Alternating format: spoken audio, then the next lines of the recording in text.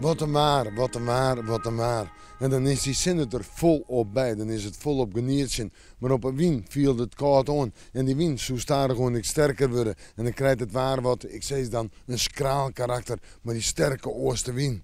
En voor dit weekend had ik nog een waarschuwing voor de wetensporten. Want die wien werd nog wat sterker, krachtig, misschien wel hut. En dus hou rekening met die aanlandige wien.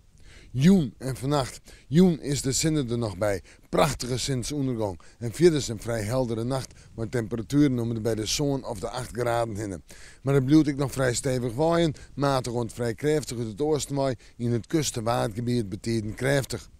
Dan terug naar morgen. Ik heb weer een dag mee haast vol op zinnen.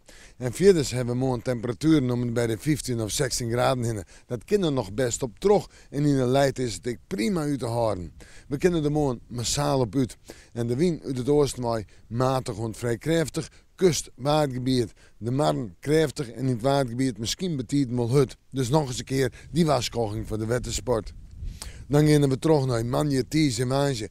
3 droege dagen, maar vooral op manje en tiese nog altijd een hast vol op zinnen. Dan steeds maar vol op zinnen. Temperaturen deze dagen 15, 16 graden en zo'n spultje is dik op waanzin, maar dan 16 graden. De wind beloont het wat meer in het oosten en zuidoosten en die blijft toch vrij sterk, matig en vrij krachtig en soms zelfs nog krachtig in het waardgebied. Nou ja, we maken morgen maar weer even in het waarschuwen.